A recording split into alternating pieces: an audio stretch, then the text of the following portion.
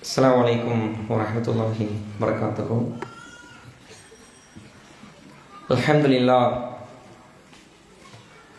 Nahmaduhu wa nasta'inuhu wa nastaghfiruhu. Wa na'udzu billahi min shururi anfusina wa min sayyiati a'malina. May yahdihillahu fala mudilla lahu wa may yudlilhu fala hadiya lahu. Asyhadu an la ilaha illallah wa asyhadu anna Muhammadan abduhu wa rasuluhu, amma ba'd. Ya ayyuhan nas ittaqu rabbakum alladzi khalaqakum min nafsin wahidah wa khalaqa minha zawjaha wa batha minhuma rijalan katsiran wa nisaa'a. Wattaqullaha alladzi tasaaluna bihi wal arham innallaha kana 'alaykum raqiba. Rabbi shrah li sadri wa yassir li amri wahlul 'uqdatam min lisani yafqahu qawli.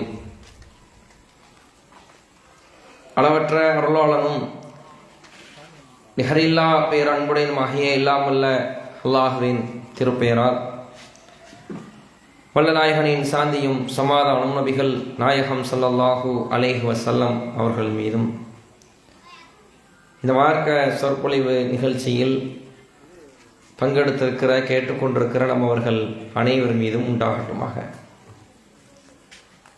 அன்பார்ந்த சகோதர சகோதரிகளே, அல்லாஹ்வின் மாபெரும் கிருபையை கொண்டு நன்மை வாய்ந்த இந்த நிகழ்ச்சியில் இளைய சமுதாயம் எங்கே செல்கிறது என்ற ஒரு தலைப்பை எனக்கு வழங்கியிருக்கிறார்கள்.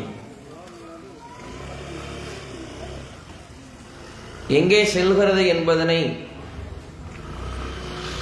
நாம் மேடை ஏறி விளக்குகிற தேவை இல்லை. நாம் அனைவரும் அறிந்து வைத்திருக்கிறோம், இன்றைக்குள்ள சமுதாயம் எங்கேதான் சென்று கொண்டிருக்கிறார்கள், எங்கே செல்ல வேண்டும், எங்கே சென்றால் நாளை மறுமையில் வெற்றி பெறலாம். இதை இன்னைக்கு நம்ம ஒப்பிட்டு பார்க்க இருக்கிறோம். முதலாவதாக இந்த உலகத்தை பொறுத்தவரையிலும் கவர்ச்சிகரமான பல விஷயங்களை பொதிந்து வைத்திருப்பதுதான் இந்த உலகம். இந்த உலகத்தை பற்றி திருமறை குர்ஆன் மற்றும் ஹதீஸில் நீங்க எடுத்து பார்த்தீங்கன்னா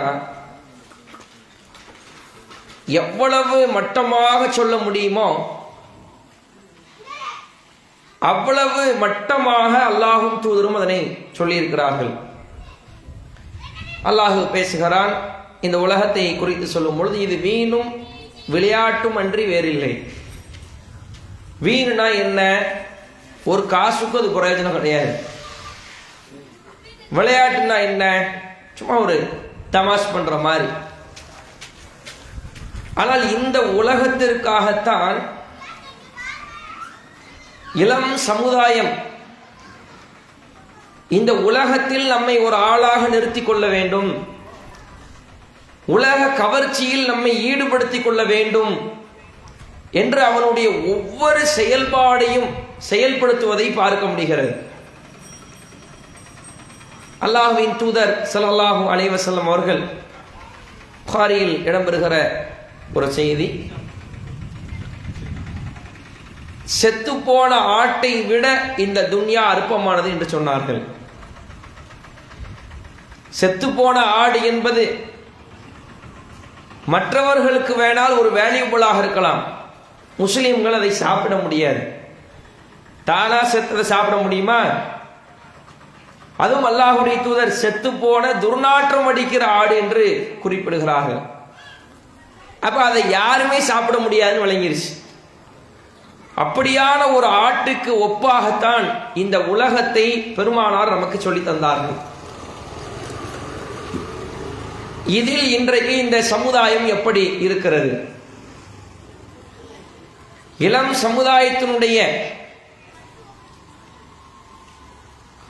அடிப்படையான பிழை எங்கு நிகழ்கிறது என்றால், அல்லாஹ் ரப்பல் ஆலமீன் திருமறை குர்ஆனிலே இரண்டையும் ஒரு சேர சொல்கிறான். வகலா ரப்புக்க அல்லா தஅபுது இல்லா இய்யா. அல்லாஹ்வை மட்டுமே வணங்கி வழிபட வேண்டும். அடுத்ததாக இறைவன் சொல்லும் பொழுது வபில் வாலிதைனி இஹ்சானா, பெற்றோர்களுக்கு நல்லுபகாரம் செய்ய வேண்டும். அவன் முதல்ல அல்லாஹ்வை வணங்க வேண்டும் என்றும் பெற்றோரை உபகாரம் செய்ய வேண்டும் என்றும் இரண்டு போதனைகளை இறைவன் ஒரு சேர சொல்கிறானே. இதுல அல்லாஹ்வை வணங்குவதை நம்ம பின்னாடி தலைப்புல பார்ப்போம். படைப்பாளனை ஒரு புறம் வைப்போம். இந்த உலகத்தில் நாம் வருவதற்கு காரணம் நம்மை படைத்தவன் அல்லாஹ். அதற்கு கருவியாக இருந்து சிரமப்பட்டவர்கள் நம்முடைய பெற்றவர்கள். இந்த பெற்றோர்கள் விஷயத்தில் இன்னைக்குள்ள இளம் சமுதாயம் எப்படி இருக்கிறது? பெற்றவர்களை தியாகிகளாக பார்க்கிறார்களா, எதிரிகளாக பார்க்கிறார்களா? கொஞ்சம் ஆழமாக சிந்தித்து பாருங்கள். பெற்றோர்களை இன்றைக்குள்ள சமுதாயம் உதாசீனப்படுத்துகிறான். பெற்றோர்களை மதிப்பதில்லை. சில நபர்கள் பெற்றோரை திட்டுகிறார்கள், பெற்றோர்களிடம் கெட்ட வார்த்தையை பயன்படுத்துகிறார்கள், எடுத்தறிந்து பேசுகிறார்கள். இன்னைக்குள்ள சமுதாயம், இஸ்லாமிய இளம் சமுதாயமே, ஒன்றை உன் மனதில் ஆழமாக பதிய வைத்துக் கொள். உன் தாயையும் தகப்பனையும் பகைத்துவிட்டு நீ என்ன நல்லமல் செய்திருந்தாலும் நீ செய்யல, அமல் என்ன ஸ்டேட்டஸ்ல இருக்குங்கிறத பின்னாடி பார்ப்போம். ஒருவேளை நீ நல்லமல் செய்திருந்தாலும் கூட உன் தாயையும் தகப்பனையும் நீ முறையாக பேணி பாதுகாக்காமல் அவர்களுடைய மனதை சுக்கு நூறாக உடைத்து அவர்களை பதட்டத்திற்கு உள்ளாக்கி இவனை ஏன் பெற்றெடுத்தோம் இவளை ஏன் பெற்றெடுத்தோம் என்ற நிலைக்கு நீ தள்ளினாய் என்றாய், உன்னால் நாளை மறுமையில் சொர்க்கத்திலே அறவே வெற்றி பெற முடியாது என்பதை நீ குறித்து வைத்துக் கொள். இது அல்லாஹ்வுடைய தூதர் சொன்னது. அல்லாஹ்வுடைய தூதர் சொன்னாங்க, யார் பெற்றோரிடத்தில் சரியாக நடக்கவில்லையோ அவன் தோல்வி அடைந்து விட்டான். அல்லாஹ்வுடைய தூதர் ஸல்லல்லாஹு அலைஹி வஸல்லம் அவர்கள் இதை வலியுறுத்தி சொல்லியிருக்கிறார்கள். சில செய்திகளை எடுத்து பார்க்கும் பொழுது பெற்றோரை உதாசீனப்படுத்துபவன் தோல்வியுற்றான் என்று ஜிப்ரீல் அவர்கள் சொல்ல அல்லாஹ்வின் தூதர் ஆமீன் சொல்லி இருக்கிறார்கள். அவன் நபிகளாருடைய துவா, நபிகளாருடைய ஆமீன் என்பது நமக்கு எதிராக இருக்கலாமா? என்ன பாவம் செய்தார்கள் உன் பெற்றோர்கள்? உன்னை பெற்றெடுப்பதற்காக அவர்கள் பட்ட அந்த கஷ்டத்தை நீ அறிவாயா? தாய் தந்தையை மதிப்பதை பொறுத்தவரையிலும் இந்த அளவிற்கு மார்க்கத்தில் வலியுறுத்தி சொல்லப்பட்டும் நீ இவ்வளவு அலட்சியமாக இருந்தால் நீ எப்படி மறுமையில் வெற்றி பெறுவாய்? மறுமை என்பது உன் இலக்கு இல்லையா? மறுமைக்காக நீ உழைக்கக்கூடியவன் இல்லையா? நாளை மறுமைதான் உன்னுடைய நிரந்தர வாழ்க்கை இல்லையா? இதை மறுக்கக்கூடியவனாக நீ இருந்தா பிரச்சனை இல்லை. நீ மறுமையை ஏற்றிருக்கிறாய், சொர்க்கம் வேண்டும் என்று துவா செய்கிறாய், அல்லாஹ்வுடைய தூதரை பார்க்க வேண்டும் என்று நினைக்கிறாய். இப்படியான நினைப்புகளையும் ஆசைகளையும் வைத்துக் கொண்டால் மட்டும் போதுமா? அதுக்கான ஒவ்வொரு செயல்பாடுகளையும் செய்தால் தானே நாளை மறுமையிலே நாம் சுவனத்திலே பிரவேசிக்க முடியும். உன் தாய் தந்தையை பகைக்கிறாயே, உன் தாய் தந்தையை எதிர்த்து பேசுகிறாயே, எப்போ நீ அவங்கள புரிஞ்சுக்குவ தெரியுமா? நீ ஒரு ஆளாய் நீ திருமணம் செய்து உனக்கு பிள்ளைகள் வந்து அவர்கள் வாலிப பருவத்தில் வந்து அந்த அநியாயமான மக்களை வழிகெடுக்கிற ஒரு பாழாய் போன உலகத்தில் உன் மகனும் சுற்றி திரியும் பொழுது நீ ஒரு கண்டிஷன் போடுவ பாரு, நீ ஒரு ஸ்ட்ரிக்ட் பண்ணுவ பாரு, அதை ஓம் உள்ள மீறுவான் பாரு, அப்ப நீ புரிந்து கொள்வாய். அப்ப உன் தாயும் தந்தையும் பற்றியான அந்த அருமை உனக்கு தெரியும். தெரிந்து என்ன புண்ணியம்? திரும்பி பார்த்தால் உன் தாய் எப்பொழுது உயிரோடு இருப்பாளா? திரும்பி பார்த்தால் நீ எப்பொழுது உன் தாயும் தந்தையினுடைய அந்த முழு தியாகத்தை உணர்கிறாயோ அப்பொழுது அவர்கள் இருக்க மாட்டார்கள். விதிவிலக்காக ஒரு நபர் இரண்டு நபர்கள் இருக்கலாம். சாதாரண கஷ்டமா உன்னை பெற்றெடுத்து ஆளாக்கியது. எத்தனை வறுமையிலும் நீ கேட்டதை வாங்கி கொடுக்கிறார்கள், உனக்கு நல்ல உணவை கொடுக்கிறார்கள், வீட்டில் சமைத்த உணவு இருந்தாலும் கூட அதுல எது சிறப்பானதோ அதையெல்லாம் உனக்கு கொடுத்து விட்டு மீதம் மிஞ்சியதை சாப்பிடக்கூடிய எத்தனை தாய்மார்களை நாம் பார்த்திருக்கிறோம். நீ உனக்கு விவரம் தெரிந்தது யோசிச்சு பாரு. உன்னை பற்றி போட்டு உங்க உமா அப்பா சாப்பிட்டது உண்டா? ஆனா நீ என்னைக்காவது உமா அப்பா சாப்பிட்டுருக்காங்கன்னு கேட்டிருக்கிறியா? என்ன சாப்பிட்டுருக்கீங்க, எத்தனை மணிக்கு சாப்பிடுவீங்கன்னா தெரியுமா? ஒரு நாளாக உன்னை பட்டி போட்டிருக்காங்களா? நீ தட்டுல சாப்பாடு இருக்கும்போது நீ கேட்பதை உடுக்காமல் இருந்திருக்கிறார்களா? உன் தந்தையினுடைய உழைப்பை எடுத்துப்பார். எவ்வளவு சிரமப்படுகிறார். வெளிநாடோ உள்நாடோ, எந்த வேலையாக இருந்தாலும் பணம் சம்பாதிப்பது ஒன்றும் மரத்துல வரல. எவ்வளவு பெரிய பணக்காரனாக இருந்தாலும் சிரமப்பட்டு தான் 100 காசு உண்டாக்குறாங்க. அப்ப அந்த பணத்தை அவர் எவ்வளவு கஷ்டப்படுறாரு, எப்படி உழைக்கிறாரு உனக்கு எப்ப தெரியுமா புரியும்? செலவு செய்யும் போது புரியாது. நீ நாளைக்கு ஒரு ஆளாய் நீ உழைக்கிற தருணத்துல வருவிய, உன் மகனுக்கும் பிள்ளைக்கும் நீ ஃபீஸ் கட்டுற ஒரு நிலைமைக்கு வருவிய, அவர்களை பானத்தால் ஆடையால் பாதுகாக்கக்கூடிய ஒரு நிலைக்கு நீ வருவாயே, உனக்கென்று ஒரு வீடு தேடும் பொழுது அந்த வீடை கட்டுவதற்கான ஒரு நிலையில வருவாய. அப்போது தெரியும் ஒவ்வொரு 50 ரூபாய் 100 ரூபாயினுடைய அருமை. உன் தந்தை எப்படி அதற்காக உழைத்தார், சிரமப்பட்டார், ரத்தம் சிந்தினார் என்பதை அப்பொழுது நீ உணர்ந்து கொள்வாய்.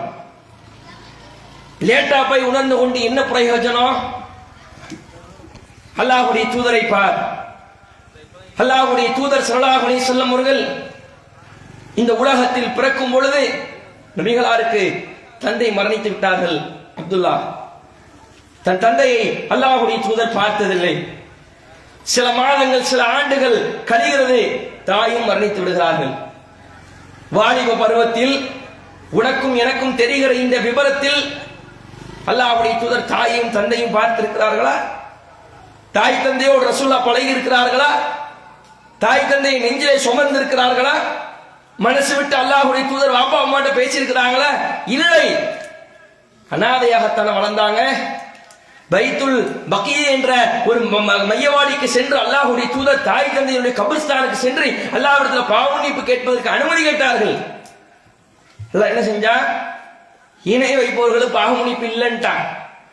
பெத்த தாய்க்கும் தகப்பனுக்கும் உலகத்திற்கு ஒமா அர்சல்னா இல்லா ரஹ்மத்தல் லில் ஆலமீன், இந்த அகிலத்தாருக்கு அருட்கொடையாக வந்த அல்லாஹ்வுடைய தூதர் தன்னுடைய தாய்க்கும் தந்தைக்கும் பிரார்த்தனை செய்ய முடியாமல் தடுக்கப்பட்டவர்களாக அல்லாஹ்வுடைய தூதர் நின்றார்கள். அப்படியே அந்த கபர்களிலே அல்லாஹ்வுடைய தூதர் தாய்க்காகவும் தந்தைக்காகவும் கண்ணீர் வடிப்பார்கள் என்ற செய்தியை பார்க்க முடிகிறதே.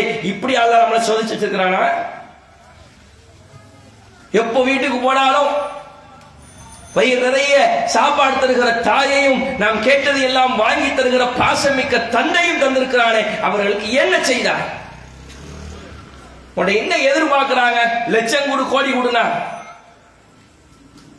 நல்ல பையனா பேரெடு, பாப்பா அம்மா பேச்ச கேளு, ஒழுக்கமாக நட, வணக்க வழிபாடுகளில் கவனம் செலுத்து. நீ கோடி ரூபாய் கொடுத்தாலும் வராத மகிழ்ச்சி உன்னுடைய நடத்தையில், பேச்சில், பார்வையில், செயல்பாட்டில் உன் தாய் தந்தைக்கு அந்த மகிழ்ச்சி கிடைக்கும். இதுல இளம் சமுதாயம் மிகப்பெரிய பிழையை நகர்த்தி கொண்டிருக்கிறார்கள்.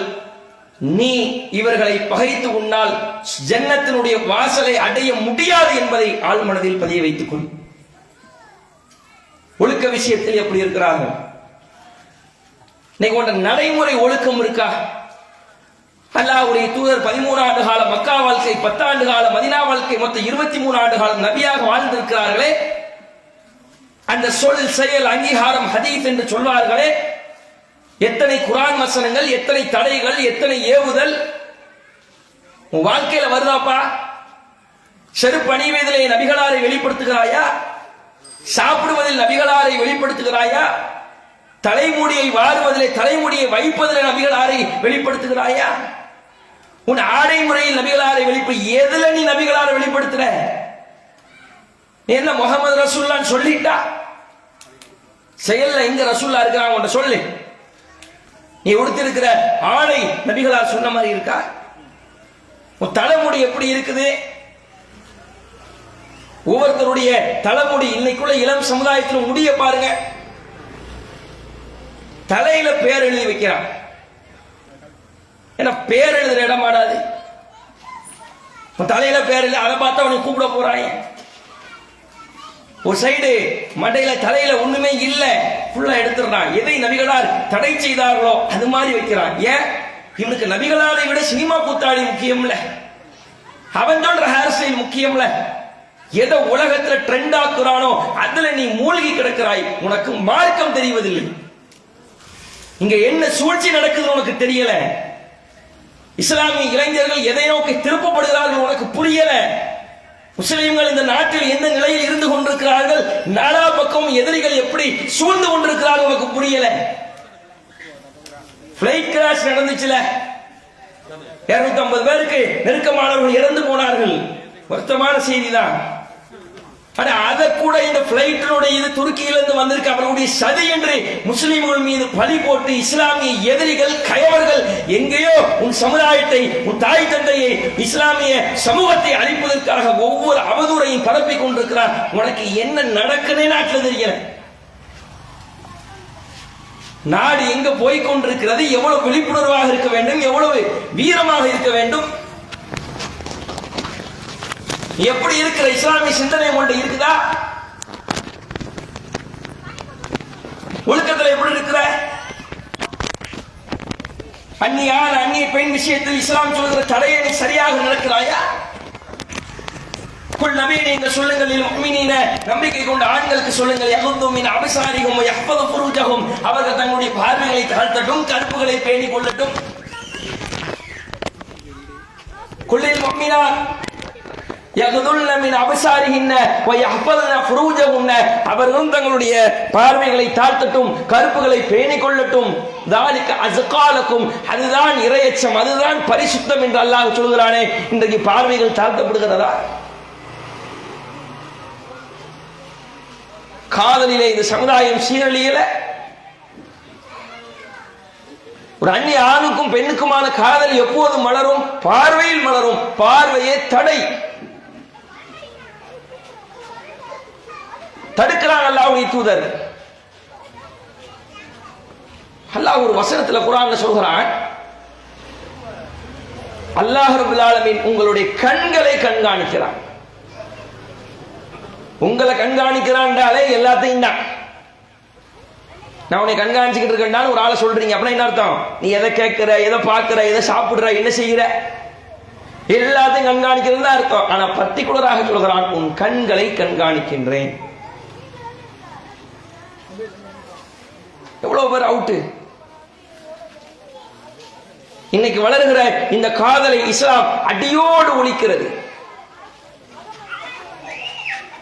காதலில் இருக்கிற வீரியம், காதலில் இருக்கிற ஆர்வம், காதலிக்காக காதலனுக்காக செய்கிற தியாகம் மார்க்கத்தில் இல்லை. யோசிச்சு பாருங்க. மார்க்க பயான் நிகழ்ச்சியிலே, மார்க்க விஷயங்களிலே கலந்து கொள்வதில் இருக்கிற ஆர்வத்தையும் நீ உன் காதலிக்காக காதலனுக்காக செலவு செய்கிற நேரத்தையும் தியாகத்தையும் ஒப்பிட்டு பார்த்தால் மார்க்கத்தை புறந்தள்ளி விடுகிறாய். ஹராமிலே ஆர்வம், ஹலாலிலே அலட்சியம். இன்னும் சில இளைஞர்கள் போதை. அல்லாஹ்வுடைய தூதர் ஸல்லல்லாஹு அலைஹி வஸல்லம் அவர்கள் குல்லு முஸ்கிருன் ஹராம், போதை ஊட்டக்கூடிய ஒவ்வொன்றையும் தடை செய்தார்கள். போதை பழக்கம் இருக்கா இல்லையா? எந்த ஊர்ல எப்ப டிபார்ட்மெண்ட்ல கேட்டாலும் வர்ற தகவல், இஸ்லாமிய இளைஞர்கள் போதையிலே தத்தளிக்கிறார்கள். முஸ்லிம் போதைக்கு எதிரானவனாக இருக்க வேண்டும். நீ போதை எதிர்த்து பிரச்சாரம் செய்ய வேண்டும். போதை அறவே நீ வெறுக்க வேண்டும். நீ அதை உட்கொண்டு கொண்டிருக்கிறாய், தத்தளித்துக் கொண்டிருக்கிறாய். குடும்ப பிரச்சனை என்ன, சமுதாய பிரச்சனை என்ற எதுவும் தெரியாமல் போதையிலே மூழ்கிற இளம் சமுதாயத்தை பார்க்க முடிகிறது. ஈசிஆர் முழுவதும் அப்படித்தான். இதெல்லாம் திட்டமிட்ட சதி.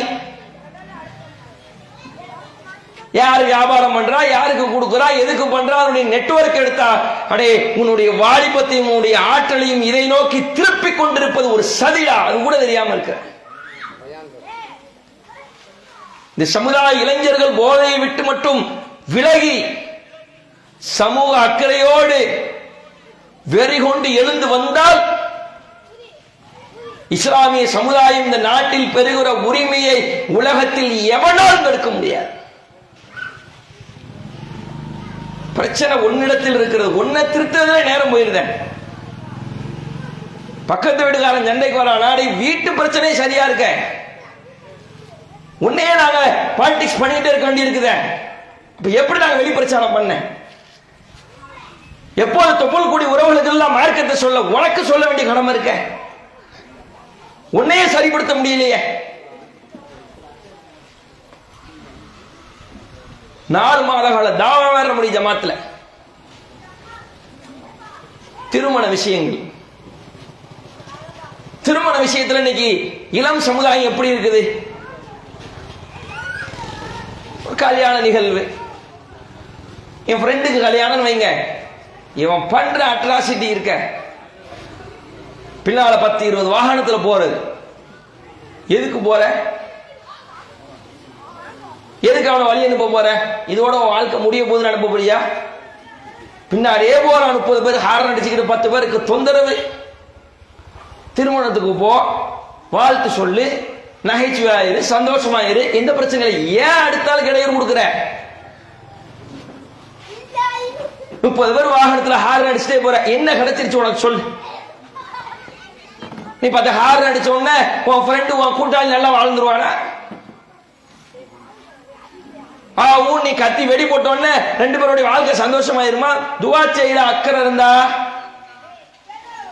உண்மையிலே உன் நண்பனை மீது அக்கறை இருந்தால் அவனுக்காக, அவனுடைய மன வாழ்க்கைக்காக துவா செய். சும்மா செல்ஃபி எடுக்கிறது, ரீல்ஸ் எடுக்கிறதுலையுமே காலத்தை கழித்துக் கொண்டிருக்கிறாயே. இப்படி உள்ள இஸ்லாமிய சமுதாயத்தை பார்க்கிறோம். சினிமாவினுடைய மோகம். இன்னைக்கு நடுத்தரமாக ஒரு குடும்பம், மிகப்பெரிய ஒரு சப்ஜெக்ட். ஒரு குறுகிய ஒரு வருமானம் ஒரு குடும்பத்திற்கு பத்தாமல் இருப்பதற்கு காரணம் சினிமா. நீ சினிமானா ஏதோ அவன் படத்தை எடுக்கிறான், ஓட்டுறான், நாடகம் எடுக்கிறான், ஓட்டுறான், சம்பளம் வாங்குறான், போறான், அப்படி நினைக்கிறேன். இல்ல, பிசினஸ். அதை வைத்து ஒரு ஆடையை விற்கிறான். என்ன ரேட்டு போட்டா நீ வாங்கிட்டு வர்ற? ஒரு ஷூவை வித்துறான், ஒரு வாட்சை வித்துறான், ஒரு டிஷர்ட்டை வித்துறான். இந்த படத்துல அவன் போட்ட ட்ரெஸ்டா, உடனே எடுத்து இவன் மாட்டிக்கிறான். சுண்ணத்துல உனக்கு பிடிச்ச நடிகர் போட்டோன்னே இவன் தூக்கி போட்டோன்னா இவன் சொர்க்கத்துக்கு போயிடுவான் அந்த நடிகரோட சேர்ந்து. சண்டை வேற போடுவான் ஃபேஸ்புக்ல. அஜிதா விஜயா, நான் தலை ஃபேனு, தளபதி ஃபேன். எப்படிப்பட்ட நாவுகள்! எதை உச்சரிக்க வேண்டியது? சினிமாவில் உள்ளவன் நடிக்கிறான், அவன் சம்பளம் வாங்குறான், குடும்பத்தோட ஜாலியா இருக்கிறான். உனக்கும் அவனுக்கும் என்ன? உனக்கு ஏதாவது நன்மை செய்யறானா? நீ அவனை திருத்துற இடத்துல இருக்கிற. அடே, அவன் அந்நிய பெண்ணோட ஆடிக்கிட்டு இருக்கிறான், ஆடுவது இஸ்லாத்தில் கூடாது என்று நீ தாவா செய்யற இடத்துல இருக்கிற. நீ அவனை போய் ஹீரோவாகவும், அது வால்பேப்பராகவும், ரிங்டோன் ஆகவும், அந்த மாதிரி ஹேர் ஸ்டைல், அந்த மாதிரி ஷர்ட், இதுலயே முழு நேர பணிகள். அது பெண்கள். சினிமாவும் நாடகம் படுத்திய பாடு இருக்க சமுதாயத்தில். இந்த மாமியா மருமக பிரச்சனைக்கு காரணமே அதான், நாடகம் தான். நாடகத்தில் எப்படி காட்டுவான்?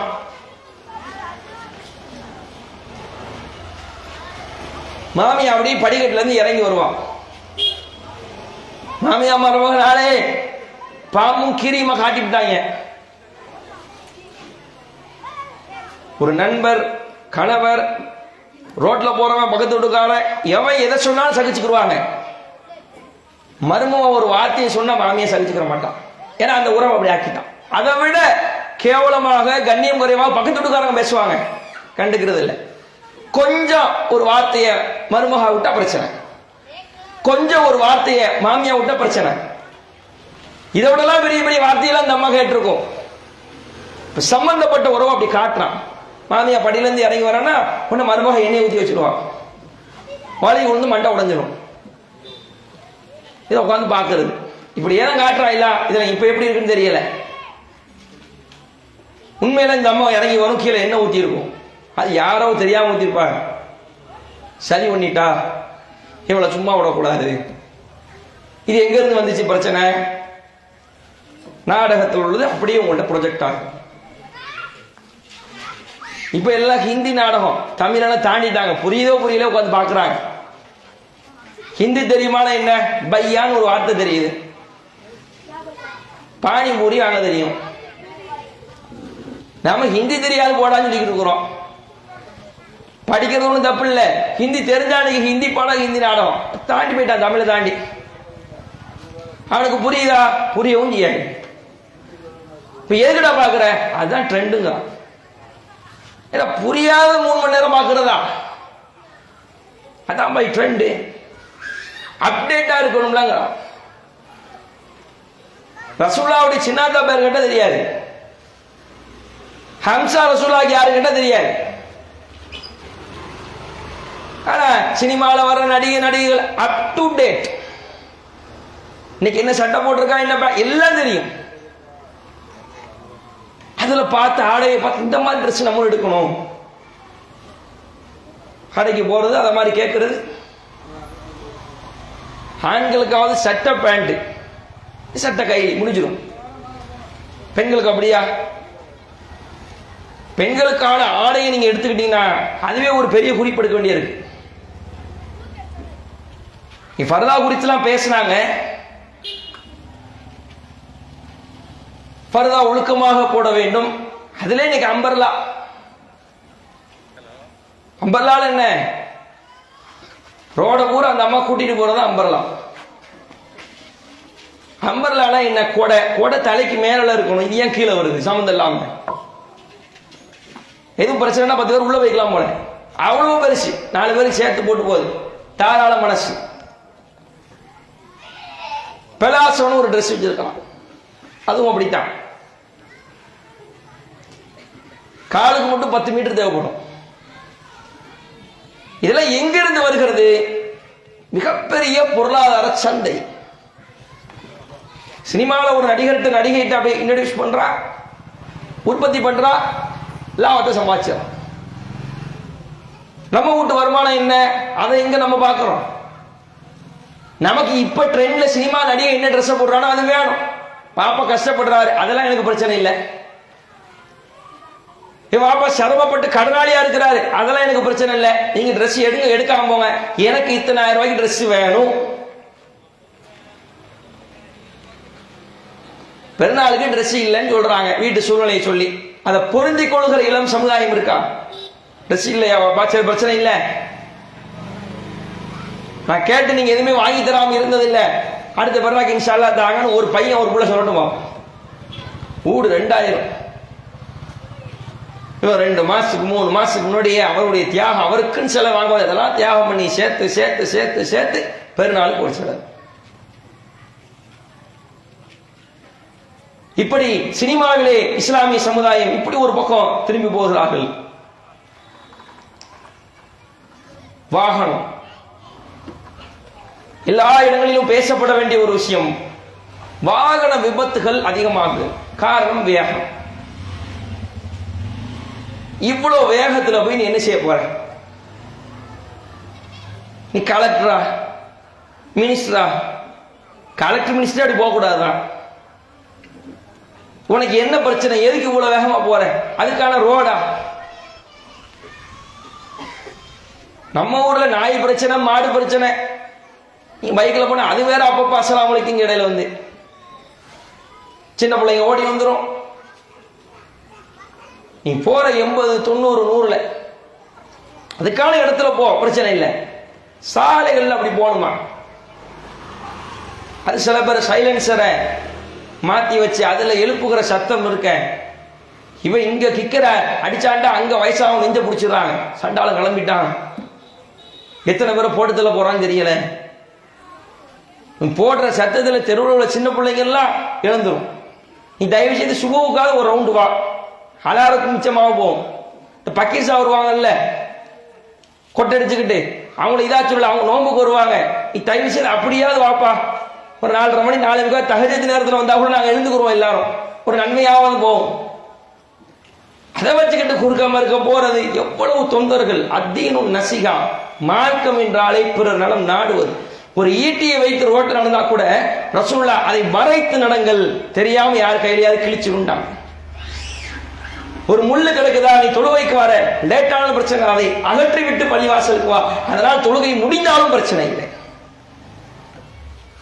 பிறர் நலத்தை நாடுகிற ஒரு மார்க்கத்தில் உன்னை அடையாளப்படுத்திக் கொண்டு பிறருடைய நலத்தை கெடுக்கிற செயலை செய்யலாமா?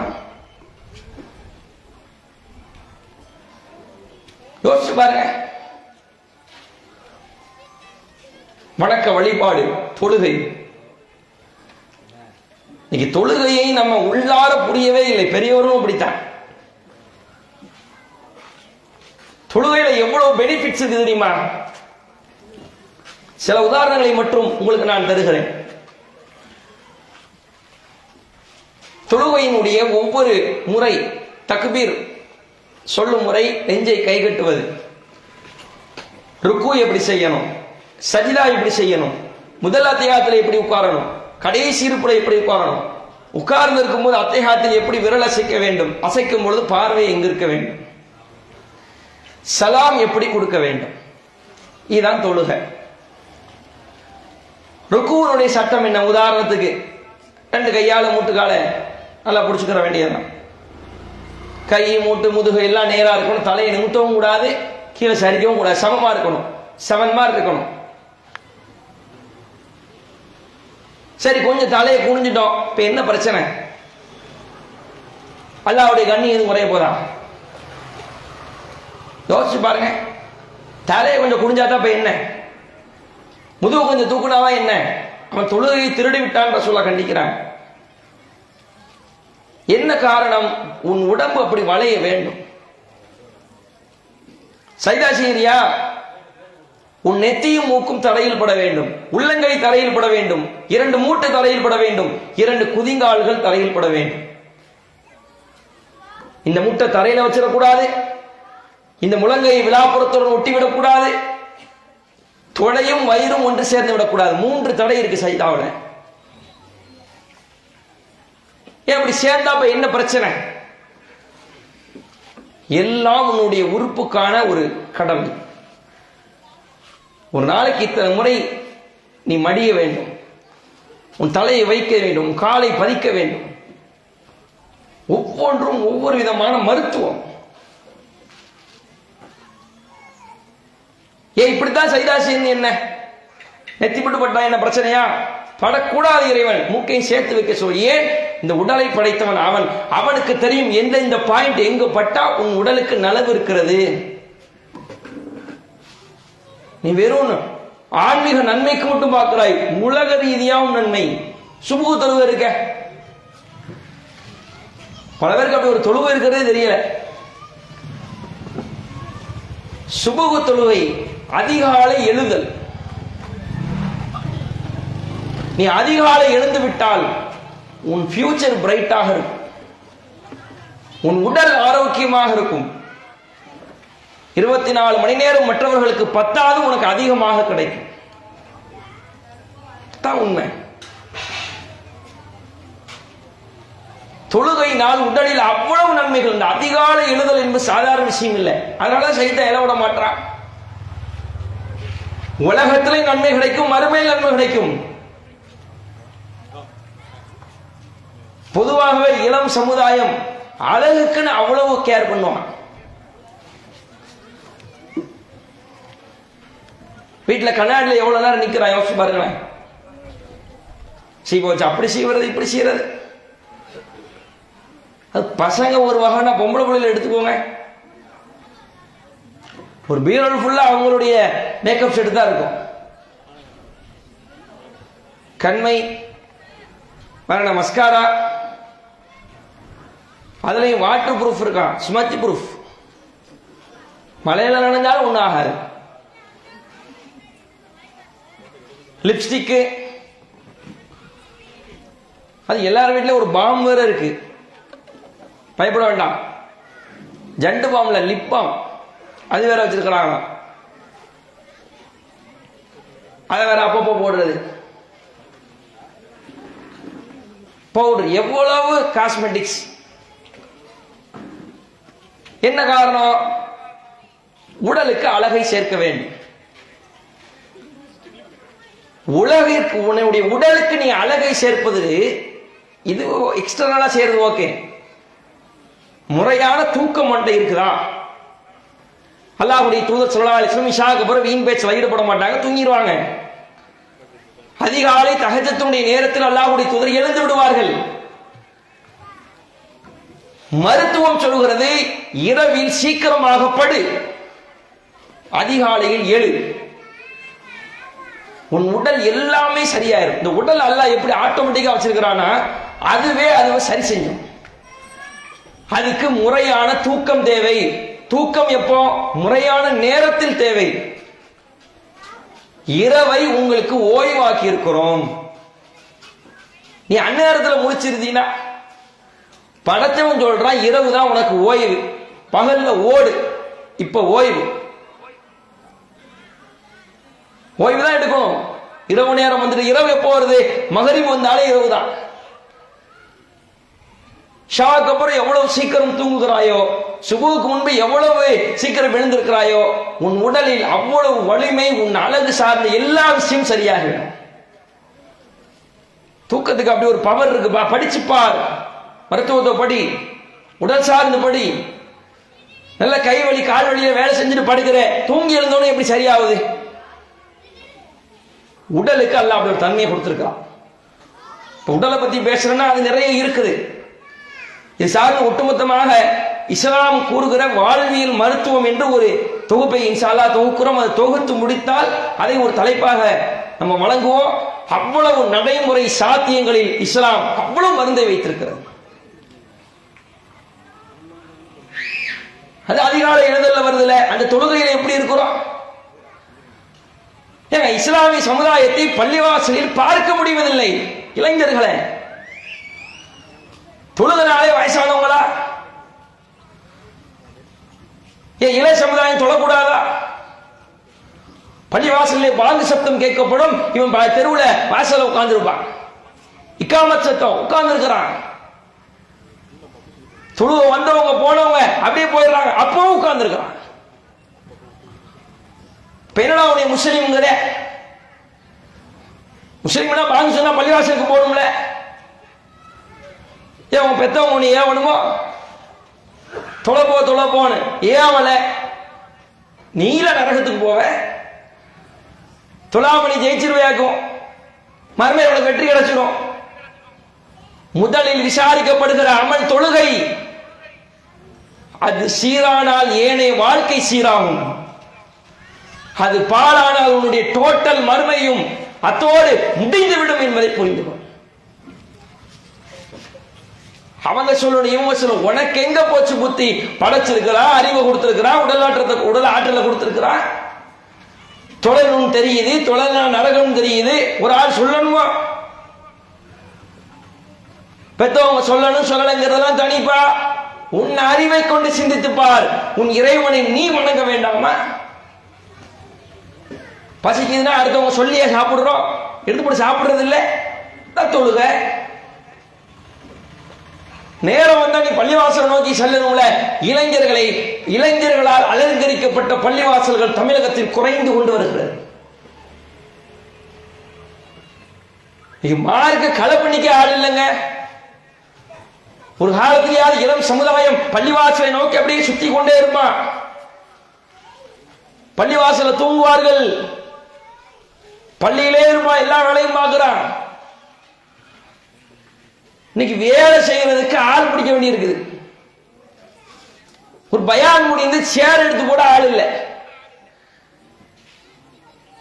ஏன்? இது பொதுவான பயான் நிகழ்ச்சி தானே, இதுக்கு வந்த நன்மை தானே. இதுல எத்தனை ஆண்களின் இளைஞர்கள் இருக்கிறார்கள், பெண்கள் எத்தனை இளைஞர்கள் இருக்கிறாங்க? என் தெருவுல யாருமே இளைஞர்கள் இல்லையா?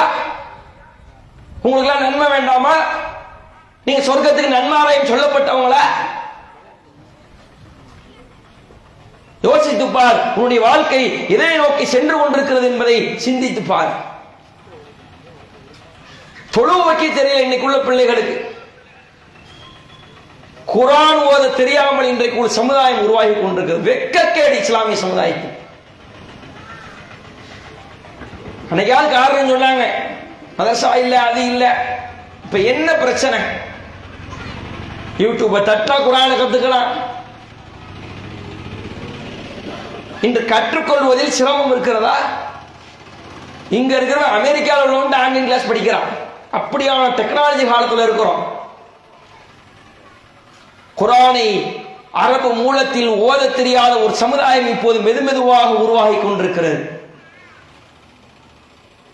மார்க்கத்திற்காக தன்னை அர்ப்பணித்த இளைஞர்கள் அப்படியே மெதுமெதுவாக பின்னோக்கி சென்று கொண்டிருக்கிறார்கள். இப்படியே இந்த நிலைமை தமிழகத்தில் நீடித்தால் 5-10 ஆண்டுகளில் இளம் சமுதாயம் டோட்டலாக வெளியே சென்று விடுவார்கள்.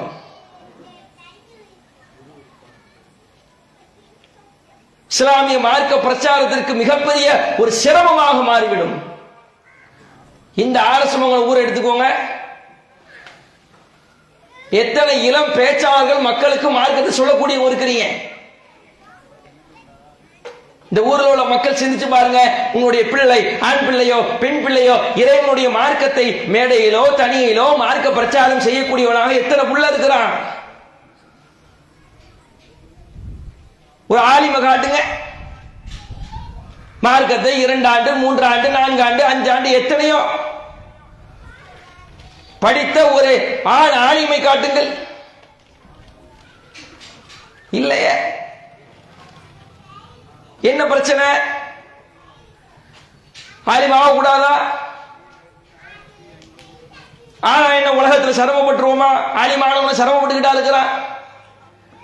சிரமப்பட்டாதான் இப்ப என்ன? யாருக்காக படுற? அல்லாஹ்க்காக தானே படுற. பட்டு போ. உங்கள் பிள்ளையை ஆலிமாக ஆக்குவதற்கு நீங்கள் முனைப்பு காட்டுகிறீர்கள். ஆனால் அல்லாஹ் ரப்பல் ஆலமீன் சொல்வதாக நபிகள் நாயகம் சொல்கிறார்கள், மை யுரிதுல்லாஹு பி கைரா யுஃபக்கிஹு ஃபித்தீன். யாருக்கு அல்லாஹ் நல்லதை நாடுகிறானோ அவர்களுக்கு மார்க்கம் விளக்கம் பெற்றவர்களாக மாற்றி விடுவான். உங்க பிள்ளைக்கு அல்லாஹ் நல்லது நாடுனாம்னா மார்க்க அறிவு அவனுக்கு இருக்கும். மார்க்க அறிவு இல்லாதவனா இருக்கிறானா நன்மை இல்லை. கைர்னா என்ன? அது உலகத்தையும் குறிக்கும் மறுமையும் குறிக்கும். உலகத்திலே நன்மை, மறுமையில் நன்மை. மார்க்க அறிவு இல்லாதவர்களாக உருவாக்கி கொண்டிருக்கும் பிரச்சாரம் செய்கிற இளைஞர்கள் இன்று இல்லை களத்தில். பெற்றோர்கள் நீங்களும் ஒரு காரணம். சிறு வயதிலே அவர்களை ஊக்கப்படுத்த வேண்டும். நீ என்ன படிப்பினாலும் படி, மார்க்கத்தை முதல்ல படி. அடிக்கடி ஒரு உதாரணம் சொல்லுவோம் இந்த மார்க்க கல்விக்கு. ஒரு படகுல ஒரு 3 பேர் பயணிச்சாங்க. மருத்துவர், வக்கீல், இன்ஜினியர். ஒரு பையன் படகு ஓட்டி. ஒன்றும் படிக்காதவன், ஒன்றும் தெரியாதவன், படிப்பறிவு இல்லாத அப்படி சொல்லுவோம்ல, அப்படியான பையன். டாக்டர் சொல்லியிருக்காரு, தம்பி நான் என்னடா ஆளு, நான் பார்க்காத ஹாஸ்பிட்டலாம் நான் பார்க்காத பேஷண்டான் இருக்கிறாரு. நாங்கள் படித்த படிப்புலாம் உனக்குலாம் அதெல்லாம் தெரியுமா? தெரியாது சார்ன்னு இருக்கான். வக்கீல் சொல்லியிருக்காரு, இதெல்லாம் என்னடா பாட ஓட்டிக்கிட்டு இருக்கிற, நான் படிக்காத படிப்பா பார்க்காத கோட்டா, ஜட்ஜே நடுங்கிடுவார் தெரியுமாடா அப்படின்னு இருக்கிறாரு. தெரியாது சார்ன்னு இருக்கான். இன்ஜினியரே எவ்வளவு பெரிய வீடு கட்டுறேன் தெரியுமா, எவ்வளவு பில்டிங்ஸ் கட்டிருக்க தெரியுமா, அதெல்லாம் பத்தி உனக்கு என்ன தெரிய போகுது? ஆமா சார் தெரியாதுன்னு இருக்கான். இந்த 3 பேர் பார்வையில இவன் ரொம்ப மட்டமானவன். ஆனா பயணிக்கிறது எங்கன்னா கடல்ல ஒரு சுழல் வந்துருச்சு. இப்ப படகு கவலை போகுது. கேட்டிருக்கான், ஐயா உங்களுக்கு சர்ஜரி பண்ண தெரியும், உங்களுக்கு வீடு கட்ட தெரியும், கோர்ட்டில் வாதாட தெரியும், நீச்சல் தெரியுமான்னு கேட்டிருக்கான். தெரியாதுன்னு இருக்காங்க. சாவுடான்ட்டு இவன் குதிச்சு வந்துட்டான். இந்த துனியா வாழ்க்கை என்பது கடலில் ஒரு படகோட்டி போன்று பயணிப்பதை போன்று. நீ கலெக்டரா இரு, நீ பிஎம்மா கூட இரு, நீச்சல் தெரிஞ்சு கொண்டு இரு. மார்க்க கல்வியை படிச்சுக்கிட்டு நீ கலெக்டராரு, மார்க்க கல்வியை படிச்சுட்டு நீ மருத்துவராரு, மார்க்க கல்வியை தெரிந்து கொண்டு நீ நீதிபதியாக இரு, காவல்துறையாக நீ எந்த பொறுப்பிலும் இரு. மார்க்க கல்வி தெரியலன்னு, தொழுகைக்கான சட்டம் தெரியல, நோன்புக்கான சட்டம் தெரியல, மார்க்கத்தை பிறருக்கு எடுத்துரைக்க தெரியவில்லை என்றால் கடலிலே நீச்சல் தெரியாமல் பயணிப்பவன் எப்படி முட்டாளோ அழிந்து போய் விடுவானோ என்றைக்காவது ஒரு நாள் அது போன்றுதான் நாமும் இந்த துன்யாவிலே மூழ்கி செத்து விடுவோம் என்பதை புரிந்து கொள்ளுங்கள். இன்னைக்கு மார்க்க கல்வியை எந்த அளவிற்கு பிள்ளைகளுக்கு ஊட்டுகிறோம் அதை யோசித்துப்பார். அல்லாஹ்வுடைய தூதர் ஸல்லல்லாஹு அலைஹி வஸல்லம் காலத்தில் உள்ள இளைஞர்களை எடுத்து பாருங்கள். மஸ்ஜிதுன் நபவி கட்டப்பட்ட வரலாறு எப்படி? அல்லாஹ்வுடைய தூதர் மக்காவிலிருந்து பயணித்து மதீனாவுக்கு வருகிறார்கள். அல்லாஹ்வுடைய தூதருடைய ஒட்டகம் ஒரு இடத்திலே அமர்கிறது. இது எந்த இடம் என்று கேட்கிறார்கள். இது முன்னாடி முஸ்லிம்கள் வழிபட்ட ஒரு இடம்தான், இது யாருக்குரியது என்று கேட்கிறார்கள். இது சஹல் சுஹைல் என்ற ஒரு அனாதை இளைஞர்களுடைய இடம் என்று சொல்லப்படுகிறது. அவர்களை அழைக்கிறார்கள். அல்லாஹ்வுடைய தூதர் மஸ்தமன் எவ்வளவு காசு வேணும்னு கேட்கிறாங்க. அவங்க சொல்றாங்க, அல்லாஹ்வுடைய தூதரே இதை உங்களுக்கு அன்பளிப்பாக தருகிறோம். அனாதைகள் இறை இல்லத்துக்கா இறை பாதைக்கா நபிகள் லாயத்திற்கா ஃப்ரீயா தர அல்லாஹ்வுடைய தூதரே. அல்லாஹ்வுடைய தூதர் அதுக்கான முறையான பொருளாதாரத்தை கொடுத்து தான் வாங்குறாங்க. இந்த மனசை பாருங்க. இன்னைக்குள்ள இளம் பிள்ளைகள், நீ 10 ரூபா காசு இறை பாதையில போடுறியா? நீ லட்சம் தர வேண்டாம், நீ உழைக்கலையே. சரி, இள வயசுல நீ உழைக்கக்கூடியவனாக இருந்தாலும் கூட இறை பாதை நீ எவ்வளவு கொடுக்கிறாய்? தர்மத்திலேயாவது சரியா இருக்கிறியா? அதுலயும் இல்லை. இஸ்லாத்தை பற்றி எவ்வளவு விமர்சனங்கள் வைக்கப்படுகிறது, அதுக்கு பதில் தெரியுமா? இஸ்லாமிய மார்க்கம் தீவிரவாத மார்க்கம். பதில் சொல்ல முடியுமா உன்னால? இஸ்லாம் பெண்களை அடிமைப்படுத்துகிறது, ஆடையில ரொம்ப கட்டுப்பாடு போடுது. இதுக்கு பதில் சொல்ல தெரியுமா? உன் நபிகள் நாயகத்தை கேலிப்படுத்துகிறான், அசிங்கப்படுத்துகிறான். இத்தனை 9 மனைவிமார்களை திருமணம் செய்திருக்கிறார் என்று சொல்கிறான். 9 மனைவியை ஏன், எப்போது, எந்த வயதில் திருமணம் முடித்தார்கள் உனக்கு பேச முடியுமா? எந்த நிலையில் ரசூலுல்லாஹ் திருமணம் முடிச்சாங்க? இப்படி கேட்டவங்க முன்னால் பதில் சொல்ல முடியுமா? உடனே போன் அடிச்சிடும் ஆலிம் சார். இப்படி ஒருத்தர் கேள்வி கேட்டான், பதில் சொல்ல. நீ சொல்ல, நீ முஸ்லீம் தானே, உனக்கு தூதர் தானே, டவுட் கேட்க மட்டுமா ஆலிம் சார்? ஒரு கிரிட்டிக்கலான ஒரு சட்டம் அப்படின்னா வேற. உன் தூதர் பற்றியான பேஸ் உனக்கு தெரியலையே. ரசூலுல்லாஹ்வுடைய பிள்ளைகள் எத்தனை தெரியுமா? ஆண் புள்ள, பெண் புள்ள தெரியல. நபிகள் நாயகத்தை பற்றி உனக்கு தெரிவது இல்லை. இஸ்லாத்தை அழிக்க துடிப்பவன், இஸ்லாத்துக்கு எதிராக வாழ்ந்தக்கூடியவர்கள், பிரச்சாரம் செய்யக்கூடியவர்கள், எழுத்துக்களில் எழுதக்கூடியவர்கள், அவன் தெரிஞ்சு வச்சிருக்கிறான் அவ்வளவு விஷயத்தை. பேசிக்கான விஷயங்கள் கூட இள சமுதாயத்துக்கு தெரிகிறது இல்லை. இப்படியே உன்னுடைய வாழ்க்கையை நீ நகற்றிக் கொண்டிருந்தால் என்ன ஆக போகிறாய்?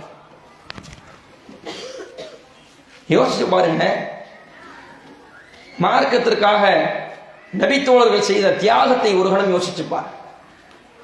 இன்னைக்கு மார்க்க பிரச்சாரம் செய்வதற்கு, பயான் நடத்துவதற்கு, ஆலோசனை கொடுப்பதற்கு, பக்கபலமாக நிற்பதற்கு, தர்மம் செய்வதற்கு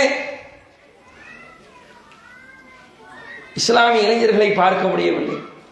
அது போர்க்களம். அல்லாஹ்வுடைய தூதர் தனிமையாக மாட்டிவிட்டார்கள், எதிரிகள் சூழ்ந்து விட்டார்கள். அல்லாஹ்வுடைய தூதர் சொன்னார்கள், மை யருதுஹு அன்னா வலஹுல் ஜன்னah, இவர்களிடமிருந்து யார் என்னை பாதுகாக்கிறாரோ அவருக்கு சொர்க்கம் என்றார்கள். ஒரு அன்சாரி வருகிறார், காத்தல ஹத்தா குத்தில, சண்டையிடுகிறார், கொல்லப்படுகிறார். மீண்டும் ஒருவர் வருகிறார், சண்டையிடுகிறார், கொல்லப்படுகிறார். மீண்டும் ஒருவர் வருகிறார், சண்டையிடுகிறார், கொல்லப்படுகிறார்.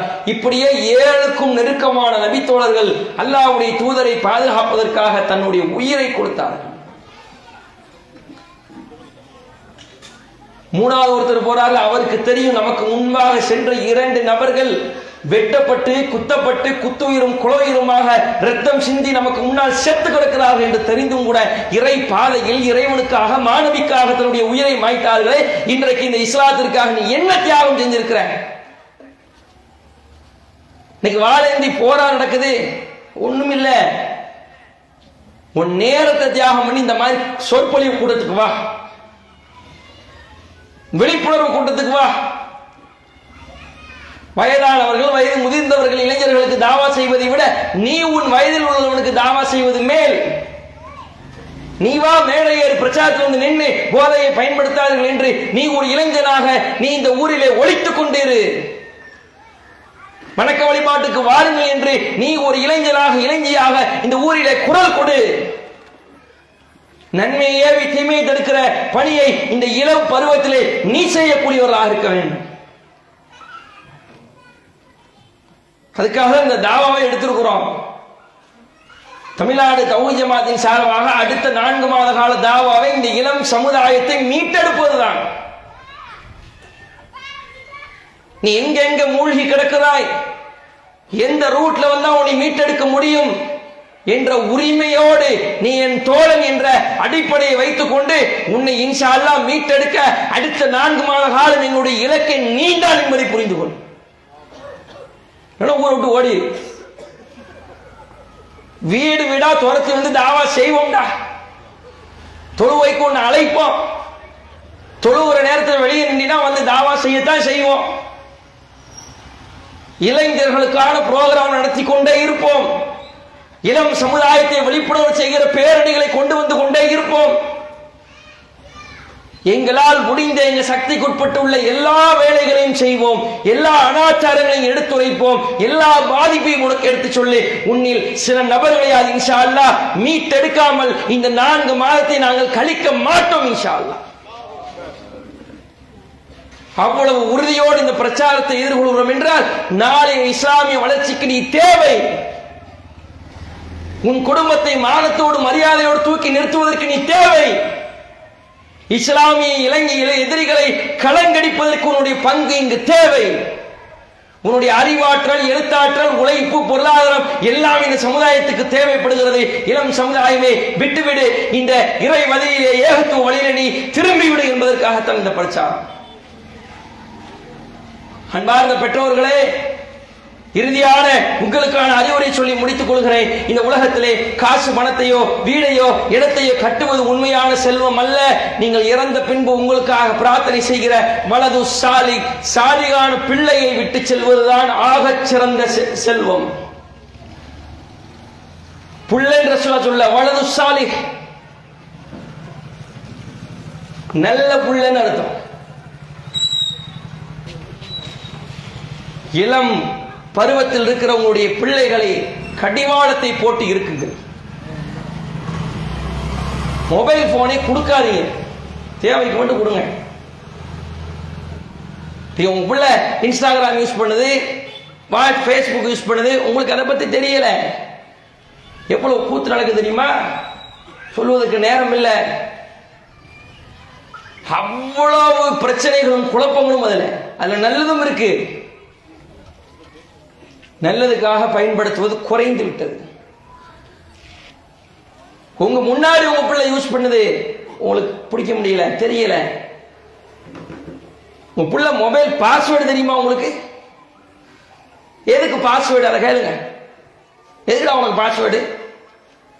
பெரிய கோடி ரூபா உள்ள வச்சிருக்கிறாங்க, எடுத்துட போறாங்க. எதுக்கு பாஸ்வேர்டு போடுற? நீ போன் யூஸ் பண்றீங்களா? இன்ஸ்டாகிராம் உமா அப்பா கூட உட்காந்து யூஸ் பண்ணு. சில பேர் சொல்றாங்க எங்க அப்பா அம்மா கூட தான் நான் யூஸ் பண்ணுவேன், ஏன்னா அவங்களுக்கு படிக்க தெரியாது. அப்படி சொல்லல, படிக்க தெரிஞ்சவங்க கூட உட்காரு. இங்கிலீஷ் வாசிக்க தெரியும்ல, மெசேஜ் பண்றத வாசிக்க தெரியும்ல, பார்த்தா இது என்னன்னு தெரியும்ல, அப்படி விவரம் உள்ளவங்க கூட உட்காந்து நீ யூஸ் பண்ணு, பிரச்சனை இல்லை. எத்தனை மணி நேரம் யூஸ் பண்ணு. பாப்பா கொண்டாடி போன் எடுத்து பாக்கெட்ல போடுற, உமா வந்தாலும் கொஞ்ச நேரம் யூஸ் பண்ணிட்டா அடுத்து என்னம்மா அப்படின்னு கேட்கிற. தாயும் தகப்பனும் இல்லாத நேரத்தில் எவ்வளவு ஆர்வமாக பயன்படுத்தினாயோ, தாய் தகப்பன் இருக்கும்போது பயன்படுத்த, அவங்க மடியில படுத்து பயன்படுத்து.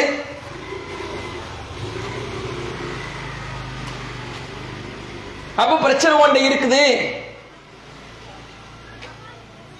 இந்த வயசு அப்படித்தான். பெற்றோர்களே, உங்களுக்கான அறிவுரை என்னவென்றால், உங்கள் பிள்ளையை 100% நம்புங்கள், இந்த பருவத்தை நீங்கள் நம்பாதீர்கள். பிள்ளைய சந்தேகப்படும் சொல்லல, அந்த வயசை சந்தேகப்படுங்கன்னு சொல்றேன்.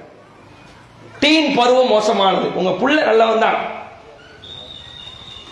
பருவம் பிரச்சனை, பருவ கோளாறு, ஹார்மோனிக்கல் சேஞ்ச். இதை கடத்துவது உங்களுடைய கடமை. கைபிடிச்சு எப்படியாவது இந்த டீன் பருவத்தை தாண்டி ஒரு திருமண வயசுல தள்ளிட்டீங்க, சக்சஸ். அடுத்து அல்லாஹ் கொண்ட அவனை கொண்ட காரியம். உங்கள் அரவணைப்பில், உங்கள் கட்டுப்பாட்டில் இருக்கிற வரை குல்லுக்கும் ராயின் குல்லுக்கும் மஸ்ஊலின் அன் ரய்யத்திஹி, உங்களிலே ஒவ்வொருவரும் பொறுப்புதாரிகள். பொறுப்பை குறித்து அல்லாஹ்ட்ட விசாரிக்கப்படுவீங்க. எத்தனையோ பேர் பிள்ளை இல்லை, கையேந்தி கொண்டிருக்கிறார்கள், பல நாட்கள் மலராக இருந்து கொண்டிருக்கிறார்கள். எனக்கு முத்தம் கொஞ்சம் ஒரு பிள்ளை இல்லையோ என்று ஏங்கிக் கொண்டு 10 ஆண்டு காலம் 20 ஆண்டு காலம் இருக்கிறார்கள். உங்களுக்கு அல்லாஹ் பிள்ளை செல்வத்தை அள்ளி கொடுத்திருக்கிறான். இப்படி வழிகேட்டிலே விட்டு விடுவதற்கா அல்லது கேள்வி கணக்கு இல்லாமல் உங்களை விடுவதற்கா? அல்லாஹ் பிடித்து கேள்வி கேட்பான், பதிலை தயார் கொள்ளுங்கள். இளைஞர்களுக்கு சொல்லுகிற இறுதியான அறிவுரை, உன் தாய் தந்தைக்கு எழுத படிக்க தெரியாமல் இருக்கலாம், பேஸ்புக் இன்ஸ்டாகிராம் தெரியாமல் இருக்கலாம், நீ செய்கிற தவறை கண்காணித்து பிடித்து உன்னை கண்டிக்கின்ற அந்த அறிவும் ஆற்றலும் இல்லாமல் இருக்கலாம், உன் நண்பர்களுக்கு தெரியாமல் இருக்கலாம், சமுதாயத்துக்கு தெரியாமல் இருக்கலாம், ஜமாத்துக்கு தெரியாமல் இருக்கலாம். ஆனால் படைத்தவனுக்கு தெரியாமல் இந்த உலகத்தில் உன்னால் ஒரு கடுகையும் அசைக்க முடியாது. உனக்கு தனிமை என்பதை கிடையாது என்பதை புரிந்து கொள். உன்னோடு எப்பொழுதும் 2 வானவர்கள் இருக்கிறார்கள். ஒருவரின் வேலை நீ செய்கிற எல்லா தீமையும் பதிவு செய்து கொண்டே இருப்பார். உனக்கு தனிமையே கிடையாது. சுத்தி முத்த யாரும் இல்ல, அத்தா இல்ல, அம்மா இல்ல, வெளியூர்ல இருக்கிறோம், அடே மலக்கு இருக்கிறாங்கடா, அவர் பதிவு செய்வாரு, அல்லாஹ் சப்மிட் பண்ணுவாரு. அத அல்லாஹ் ஒன்டைம் சப்மிட் பண்ணுவான். இக்ரா கஃபா பினஃப்ஸிகல் யௌம், இன்றைய தினம் இந்த ஏட்டை படித்து நீயே மதிப்பெண்ணிட்டுக் கொள், அல்லாஹ் சொல்வான். பார்த்து அந்த மனிதன் புலம்புவான், என்ன இது ஏடு, நான் செய்த சின்னது பெரியது எதையுமே விட்டு வைக்கவில்லை, நான் தொலைந்து விட்டேன் என்று மனித குலம் புலம்பும் என்றால், இந்த மலக்குமார்கள் நம்மோடு இருந்து நீ செய்கிற ஒவ்வொரு இன்ஸ்டாகிராமா, லைக்கா, ஸ்டோரியா, ஸ்டேட்டஸா, எதை பார்க்கிற, எதை கேட்கிற, என்ன பேசுற, யார்கிட்ட பேசுற, எப்ப பேசுற, எல்லாம் பதிவு செய்யப்படும், உன்னிடத்தில் சமர்ப்பிக்கப்பட்டு அதற்கான தண்டனை அனுபவிக்காமல் உன்னால் நாளை மஹ்ஷரில் நகர முடியாது என்பதை புரிந்து கொண்டு, படைத்தவர்களுக்கு, உன்னை பெற்றவர்களுக்கு உண்மையானவனாக நீ இல்லாவிட்டாலும் கூட படைப்பாளனுக்கு உண்மையாக நீ இருந்து விடு. அல்லாஹ் இன்னஹு அலீமும் பிதாத்தி சுதூர், உள்ளத்தில் உள்ளதை கூட அல்லாஹ் நன்கு அறியக்கூடியவனாக இருக்கிறான். அதை வைத்து நாளை மறுமையிலே நம்மை விசாரித்து தண்டித்தால் நம்முடைய நிலைமை என்ன என்பதனை இந்த இளம் சமுதாயம் இறுதியாக இறை அச்சத்திலே இறைவனை நீ தனிமைகளை அஞ்ச கற்றுக்கொள். அல்லாஹ்வை அஞ்சிவிட்டால் இந்த உலகத்தில் எவனாலும் உன்னை வீழ்த்த முடியாது. நாளை மறுமையிலும் நீ வெற்றி பெற்றவனாக மாறிவிடுவாய் என்ற ஒரு கோரிக்கை உனக்கு வைத்தவனாக இந்த உரையை நிறைவு செய்கிறேன். வாஹிர் தவானா அல்ஹம்துலில்லாஹி ரப்பில் ஆலமீன். அஸ்ஸலாமு அலைக்கும் வரஹ்மத்துல்லாஹி வபரகாத்துஹு.